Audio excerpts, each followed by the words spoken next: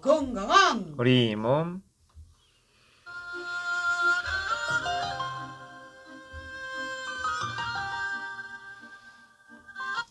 우리 몸은 우리 의학으로 지킨다. 남도마실의 허임 임진웅 선생님 나와 계십니다. 어서 오십시오. 네, 안녕하세요. 오늘 보약 같은 네. 게 뭐가 있는지 네네. 먹는 보약도 좋지만 그런 이야기 나누고 있는데요. 네네. 진짜 이제 우리 선생님은 보약 많이 처방하시겠네요. 그쵸. 많이 처방하는 편이죠. 네네. 오시는 그러면 분들 중에는. 네. 선생님께 처방되는 보약은 뭡니까? 저요? 예. 뭐니 뭐니 해도 우리 아내하고 예. 우리 아들. 아이고 사랑쟁이. 예. 제일 큰 보약이죠. 네, 그쵸. 네. 예, 예. 그래요. 네. 자 오늘 지금 뭐 중년 여성뿐만 아니고 굉장히 젊은 분들도 이 손목터널 증후군 네, 고통이 심한데요. 네네. 오늘 거기에 대해서 이야기해 주시죠. 네네. 이제 지난주까지는 어깨를 좀 봤었고, 네. 오늘 이제 손목을 한번 내려보겠습니다. 네. 이제 손이 저리거나 손목이 아프신 분들 중에서는 네. 굉장히 유명한 질환이죠. 손목 터널 그렇죠. 증후군이라고 해서. 네. 이제 한글로는 수근관 증후군이라고도 좀 부르고요. 수근관. 네네. 여기서 거기 어디예요? 수근관이랑 네. 손목 부위에 이제 손목을 이루는 뼈랑 뭐 인대들이 지나가는 작은 통로. 그러니까 손목의 수근이라는 게 손의 뿌리라는 얘기인데, 그러니까 네. 손목에 해당하는 부분이죠. 거기에 이제 작은 관. 통로. 네. 그걸 일컫는 말인데, 이곳에는 이제 뼈와 인대도 지나가지만 손으로 가는 굵은 신경이 하나 지나가요. 네, 네. 이 신경을 이제 정중신경이라고 합니다. 이 통로가 이제 꽤 밀집되어 있는 공간인데, 이제 이 공간이 어떤 원인에 좀 좁아지거나 내부 압력이 증가하거나 하게 되면 이제 이 정중신경이 눌리게 됩니다. 그래서 손바닥과 손가락이 좀 저리거나 통증이 나타나는 증상이 발생하는 질환입니다.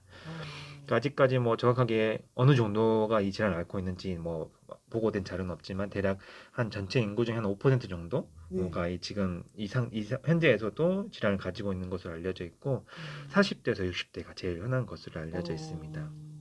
또 여성이 남성보다 많이 이제 발생한다고 알려져 있는데 어떤 연구에서는 여성이 남성보다 3배 가까이 3배나요? 네, 더 많이 발생한다고 보고했습니다. 네. 저도 이제 그 집안 청소 이렇게 할 때 진짜 틈새기 뭐 창틀 이런 거 할 때 진짜 손목으로만 이렇게 하니까 뻐근하거든요. 네네. 그게 이제 진행되면 이제 손목 터널 증후군이 되는 겁니다. 어찌 그리고 이제 뭐 당뇨나 비만 등에 영향을 미치는 경우도 있고 특이하게 이 임신 중에만 일시적으로 나타나는 경우도 있는데 이제 연구에 따라서는 임신부 중에 한 20% 정도에서 발생하고 있는 것으로 알려져 있습니다. 임신 중에요? 네네. 그렇군요. 그럼 이 원인은 어떻게 됩니까? 그러니까 직접적인 원인은 그 수근관을 지나가는 정중신경이 이제 물리적으로 압박을 받는 것인데 정확하게 어떻게 그리고 어떤 이유에서 압박을 받는 것인지는 아직 정리가 되어 있진 않아요. 그래서 주로 수근관을 덮고 있는 그 손목 인대가 두꺼워져서 압박을 하고 있지 않을까 이렇게 보고 있고 힘줄의 종창이나 골절, 관절염, 결절종 이런 것들 뭐 다양한 요인에 의해서 손목이 압박되어 나타날 수 있는 것으로 좀 알려져 있습니다. 그래서 뭐 전신적인 질환에 문제도 영향을 미치는데 뭐 감염이나 류마티스성 관절염이나 갑상선 기능 부전증, 뭐 아밀로이드증 뭐 이런 어떤 전신적인 질환에 의해서도 증상이 나타나는 것으로 알려져 있습니다.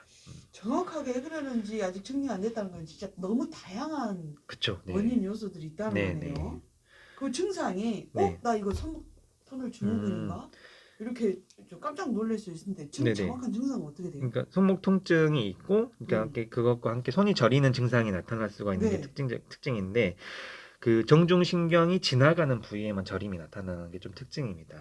그 부위만? 네, 그 부위가 이제 엄지, 검지, 중지 정도까지인데 비교적 명확하게 구분이 돼요. 그래서 환자분들께도 여쭤보면 4번째, 5번째 손가락은 안 저리는데 3개만 저린다. 3개만 저린다. 그 손바닥까지도 그렇게 그런 명확하게 구분할 수가 있는데 이때 이제 이걸 보고 정중신경이 압박돼서 나타나는 손목 터널 증후군이라고 볼 수가 있습니다. 5손가락에 첫째, 둘째, 셋째.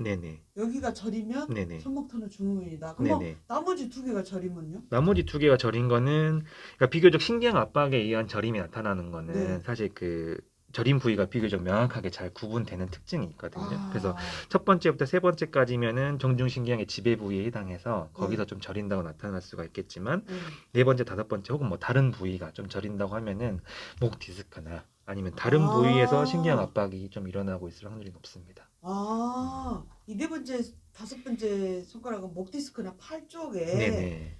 야 이렇게 확실하게 이렇게 구분이 되네요. 구분이 됩니다. 네. 그러면 이제 이렇게 저릿저릿한데 네네. 막 뭐 할 때 특징적인 이 동작 할 때 더 아프거나 네네. 이런 것도 있어요? 그쵸. 그런 경우에 이제 혈액순환의 문제도 같이 포함되어 있습니다. 네. 오, 이거 진짜 첫 번째, 두 번째, 세 번째 저리면 손가락이 저리면 거의 확실시 된다고 그러거든요.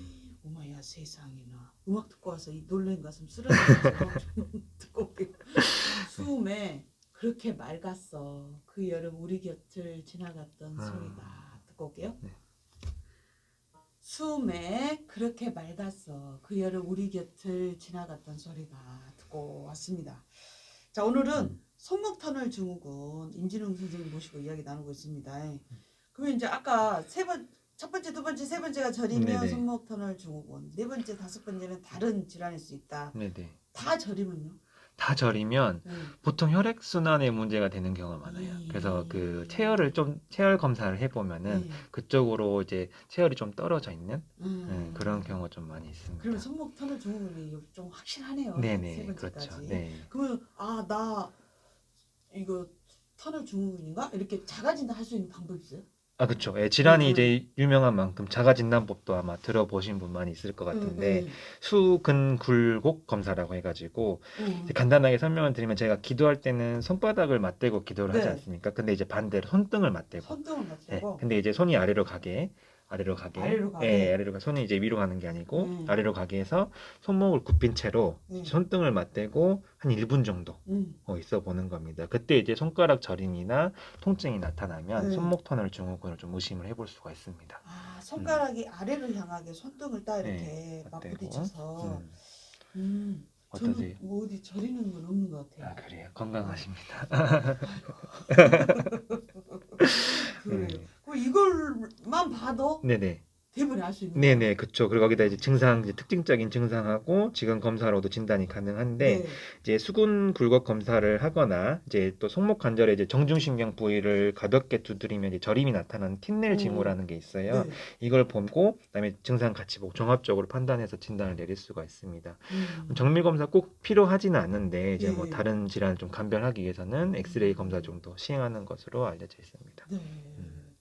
치료는 어떻게 됩니까? 제 주변에 악사 이게 자꾸 타가는 친구가 있어요. 후배가 항상 오른손에 아대를 끼고 있는데 이게 손목이 너무 아파가지고 근데 직업이라 그쵸. 이거를 일을 안 할 수는 없고 치료를 어떻게 하냐 이랬더니 막 포기할 때도 있고 막 근다고 어떻게 합니까? 그러니까 기본적으로 손목 안에 이제 정중신경을 압박하는 원인을 제거해 주는 것이 치료의 목적인데 어떤 이유에서 압박되는 것인지 명확하게 밝혀지지 않은 경우가 많기 때문에 치료가 좀 어려운 부분이 있다고 해요. 그래서 일반적으로 이제 비수술적인 치료를 시행한 다음에 수술적인 치료를 시도를 해보고 있습니다. 그래서 비수술적 치료에는 손목을 일단 고정을 하고 뭐 진통소염제를 복용한다든가 아니면 수근 관내 이제 스테로이드 주사 등을 이제 치료한다든가 이렇게 하는데 수면 중에 이제 손목의 움직임을 제한하게 손목을 고정하는 치료를 시행하고 뭐 조직의 염증을 제거하기 위해서 약물 치료를 같이 하는데 치료 기간이 조금 길고 재발되는 비율이 좀 높은 것으로 알려져 있어요. 그래서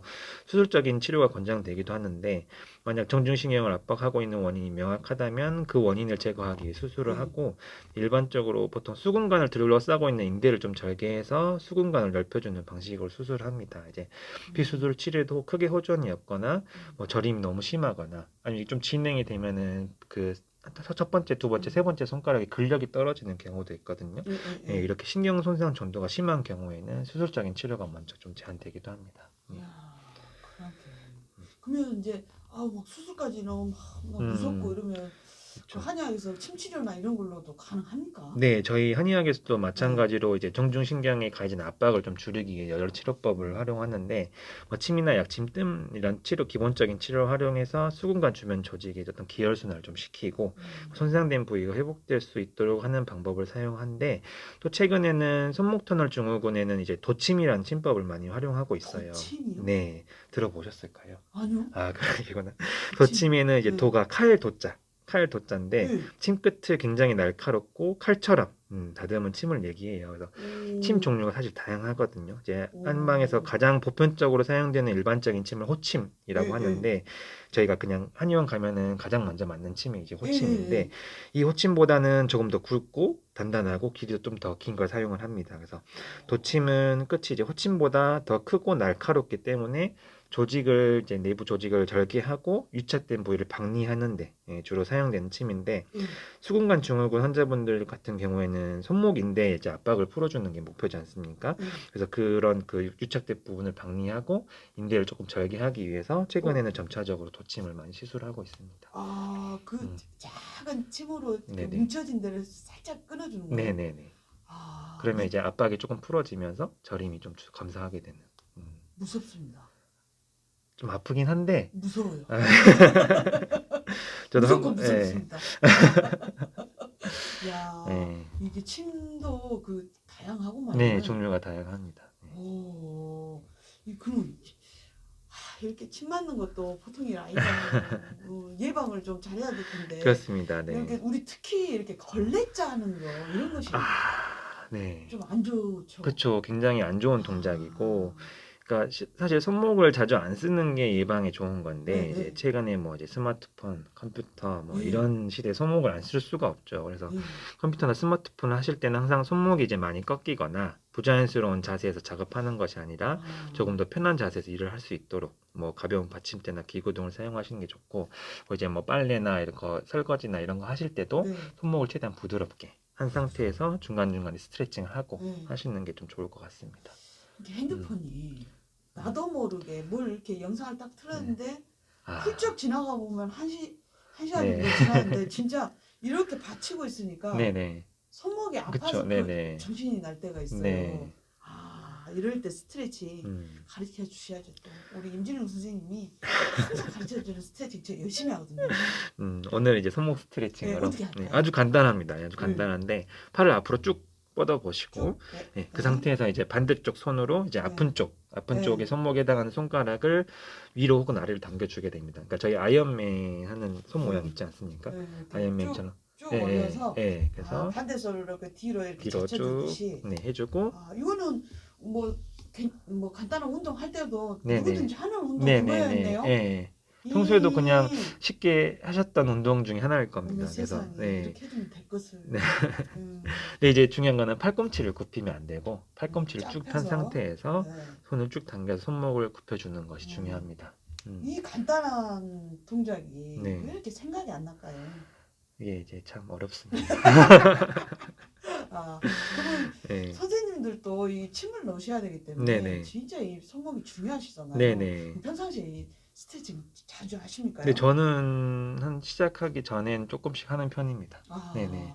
그러면 증상이 있을 때와 없을 때도 네네. 이 스트레칭은 괜찮은 거예요? 네, 예방할 때도 좀 도움이 됩니다. 그래서 이제 아, 아무래도 손목의 유연성을 확보해주는 스트레칭이라서 이걸 해주면은 이제 과한 업무에도 좀 손목의 압박을 좀 덜 받게 해줄 수 있는 효과가 있습니다. 그러면 이제 이미 이제 이 터널 증후군이 생겼다. 네네. 그때도 이거 해도 돼요? 그렇죠. 해도 됩니다. 근데 아. 근데 이제 너무 통증이 발생하거나 네, 저림이 네. 심하지 않을 정도로 가볍게 가볍게 해주는 게 좋습니다. 네. 은근 나사분다고 막 아픈데 막 꾹꾹 막 아, 하면 그러면 더 힘드십니다. 네. 손목 터널 증후군 예방법 진짜 의외로 너무 쉬웠어요. 네. 그래 우리 건강한 손목으로 세상에 이게 이 손으로 뭐 모든 걸 다 해야 그렇죠, 되는데 참 관리가 중요할 것 음. 같습니다. 그래요.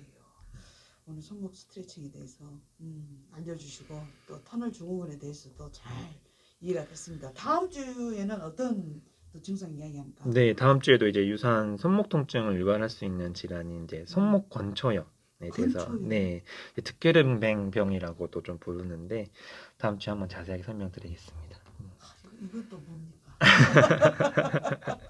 잘 모르겠습니다. 참 증후군이나 증상들이 많습니다. 많습니다. 네. 그래요. 자, 우리 손을 쭉 내밀어서 이렇게 하면서 네, 좋습니다. 네. 인사 나누도록 하겠습니다. 오리엔탈 익스프레스에 잘 살아보세요 들으면서 우리 임진웅 선생님 보내드리랍니다. 오늘도 고맙습니다. 살펴가세요. 네, 감사합니다.